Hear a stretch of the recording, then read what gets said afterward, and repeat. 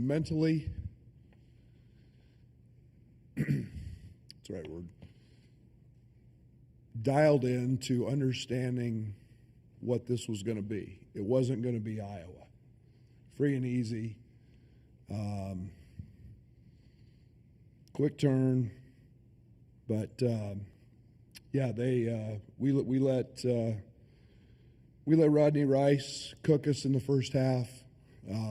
Very disappointing. I was really disappointed in our defense on the perimeter. I was good with letting Reese and Queen try to score twos because it's not what makes them great. What makes them great is when they make threes. And our perimeter defense, we were very flat, very lethargic, not much energy, and that's on me. Getting these guys ready to play, understanding the urgency.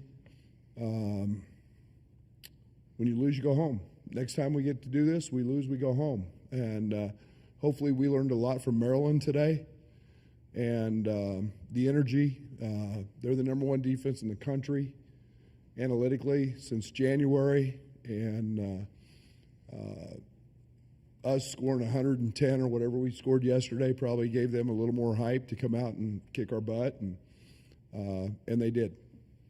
Questions, please, for the student athletes. Raise your hand. We'll get a mic to you and state your name and affiliation. And by the way, they're good enough to win it. They're good. They're really good. Thanks, Coach. Right here. Jeremy Werner, Illini Inquirer. Kylan and KJ, just what did you learn? Coach Underwood said you have to learn something from this. So what did each of you guys learn from this? Caspers? Yes, so definitely the importance of every detail in the game, because it's one game, you win or you go home. It will be the same in the tournament. So we just have to learn that every detail matters, every little thing, every little effort matters in the game, and we have to execute for that. Kylan?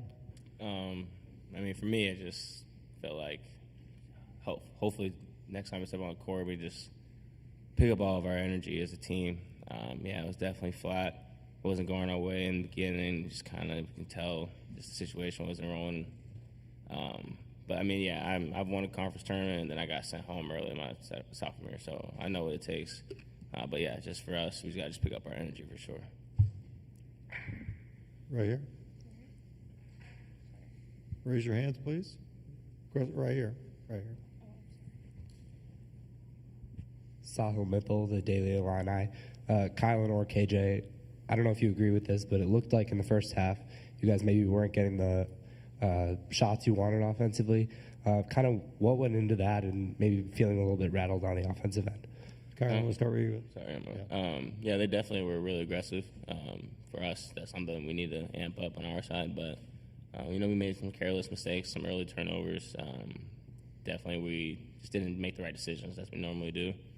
All we can do right now is just watch the film on that, get back in the lab together, and just fix it. Caspers? Yeah, I would agree that we turned the ball over and we didn't shot the shots we wanted. We didn't create the shots we wanted, but the defensive side was even worse. So that's where we have to focus on. Right here. Stephen Cohn, the Champagne Room. Guys, the last loss you guys had was against Duke 4 weeks ago almost. What changed after that game that you feel like you can maybe take into next week with the tournament? Caspers, start with you.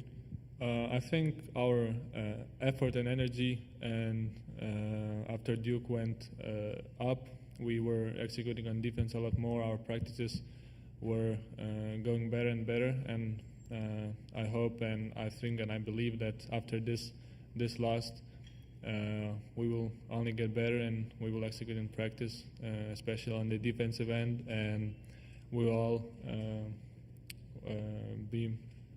have more energy and we'll be more hungry to win. Right here.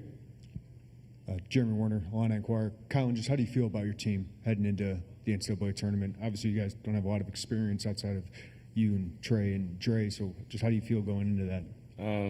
I feel confident in us, always. I will never not say that.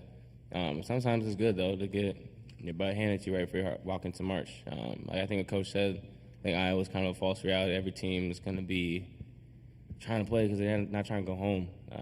really aggressive, talking a lot. Maryland for sure today. He was saying it earlier before the game, it's shocking our central nervous system, you know. And you just can't come out there just not ready to hoop at any point. So I think it's good for us. Watch this film, got a couple of days to rest, get back on our feet, and just go in with the right mentality. Anything else with the fellas?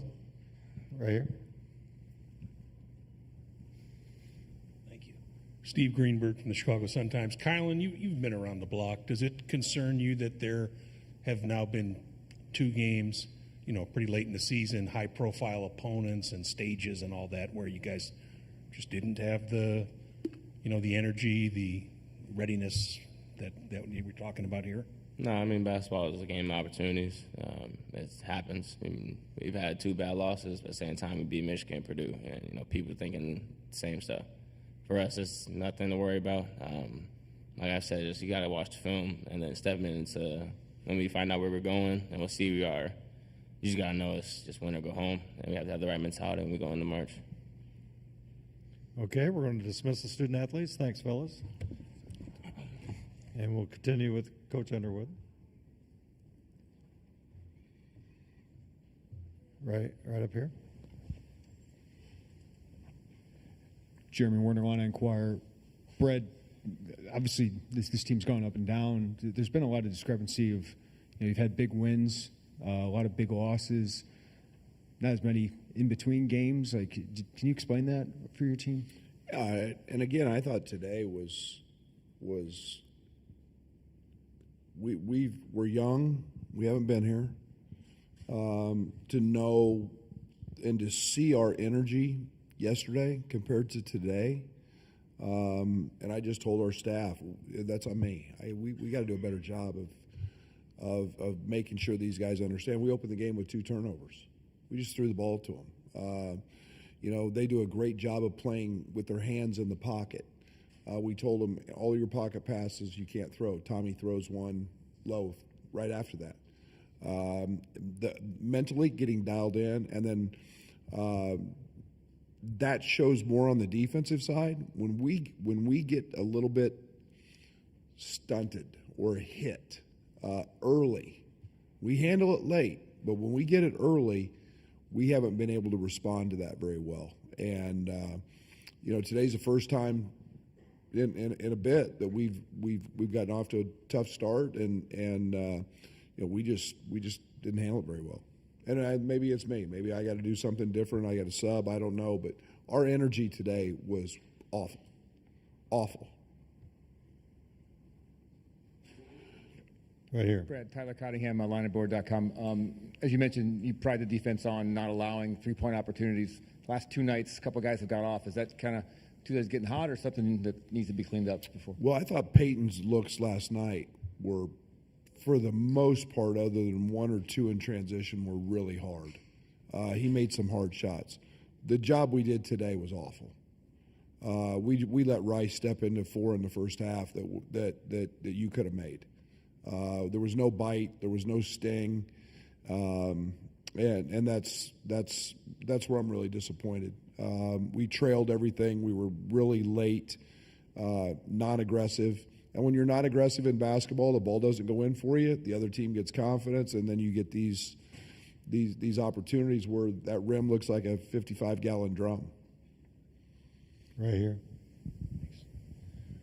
You know your team better than anybody, but based on where your head was at last night or this morning when you got up, like, what were you expecting? Were you surprised, and are you surprised now by the way it went?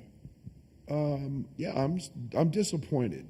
I don't want to say nothing in basketball surprises me after 38 years of doing this. You know, there's so many things that are variables, but I was disappointed we didn't fight on the defensive end, and that's my job, to get them ready to fight, and I didn't have them fight. I didn't have them ready to go to battle today, and we can't do that anymore. This team's young. I need to help them in those areas. It was back to back. We were ready yesterday. You know, I think anytime you're playing for a trophy or a championship, I assumed too much that maybe we would just be ready to go, But boy, our energy was really off, and we gotta get that corrected. That's on us. I'm sorry, Coach. We'll take a couple more for Coach right here. Stephen Cohn, the Champagne Room. With 2:40 left in the game, you call timeout. Maybe I'm reading into something, but what's the message to the team in that moment? I know you guys finished the game on 8-0 runs, so at least.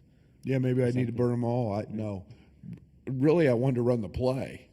We have a last second play that we put in that we haven't ran all year, and I wanted to make sure that Merez, being in the game, knew it.